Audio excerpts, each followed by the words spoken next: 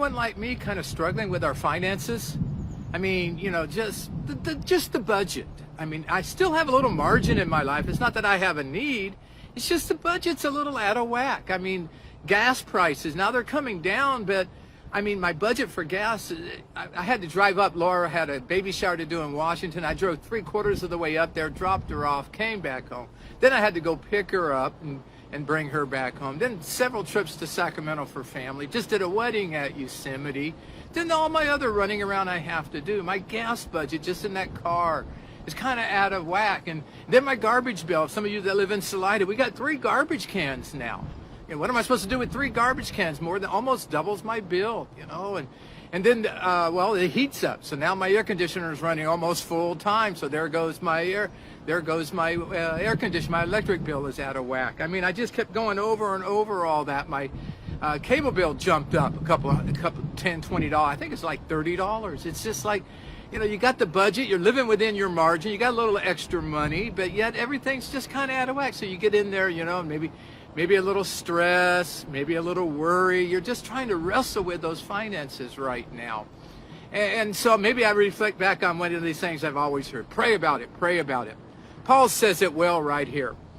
Don't worry about anything. Instead, pray about everything. And then he says this is real important. Tell God what you need. Thank him for all he has done. And we always hear pray about it like some magical wand. But prayer does work, but I like what he says here. Pray about it, list your needs, but don't forget what he's done. I think what we need to do sometimes is kind of draw a line down the middle of the paper and write down all our needs. I need. And then just on the other side, so while I'm looking at my needs, I got the blessings. See, I think we put those on the backside, and so we're just going through our needs. We don't have time to get to the backside. We need to remember all God has done for us. Just this week I had a chance to talk with someone, and we were kind of sharing our stories. I reflected back on how God has taken care of me. And I was remembering when I went to college, and maybe you heard the story. I arrived down there, I need a job, and I'm walking down the hall through the center of the college campus there. And I run into a guy, and he says, you need a job? And we're talking about trying to find work. And he goes, well, this place over here in Riverside, they hire a lot of our students. Why don't you go check them out? And so I go over there, and sure enough, I get a job. But come to find out, they had no idea about the college students there. I was the only college student they hired from California Baptist College. Matter of fact, I walk on that campus for 26 months and never seen that guy again. I've often wondered if it was an angel, that God sent someone to take care of me. I really believe it. You know what? That's the last job application I've ever filled out. I go up to seminary up there. I got to find a job when I arrive up there in Northern California for seminary. I'm walking up the hill, and guess what? Some guy's walking down the hill. Another one of the college kids, one of the seminary students, he's going, hey, you need a job? Didn't know him. He had no idea who I was. I go, yeah, I need a job. He goes, well, I've graduated. I'm leaving. Somebody needs to take my job. So he gives me a phone number. I call, and I get a job. It's just God takes care. And then I take my first church. I head up to Willits, California. And I get up there, and they're going to pay me, and everything looks really good. And then a couple months later, some of the money dries up.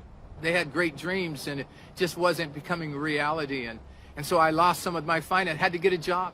I'm out visiting one time, and the guy goes talking about some work where he's at. Can I do the work? And I get hired to do that work. Again, my finances get cut. Fortunately, Laura's working, I'm working, and my finances get cut. And then all of a sudden, I'm talking to somebody else, and they need somebody else part-time. So I ended up there working 3 jobs, pastoring the church, 2 part-time jobs to me. But God provided. I never had to look for work. I come down here. God calls me down here to Salida. Wonderful time. Need to supplement my income when I had my kids growing up. Kids are expensive. But God just provided. I never looked. God just always provided. See, we need to have that list. And on one side, when you're looking at it, you can see the needs. But while you're looking at the needs, just right over there to the side is the blessings of God. Yeah, we pray. So I just want to encourage you.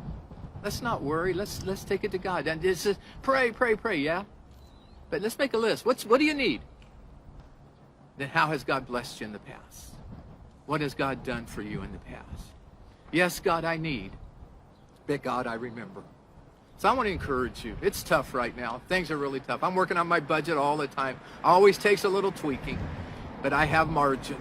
Still do, even though it's tight right now, still have a little margin. We're going to talk about margin Sunday with our finance. We're going to have a great time. I invite you there. Join us online, in person. In person's always the best, but we're glad to have you online. Let's have a great weekend. Enjoy the time. The heat's going to start going down. I hope and I pray we're going to have a great time together. So I want to encourage you, make your list. Here's my need. Here's how he's blessed. God bless you. Take care. I'll see you soon. I do love you.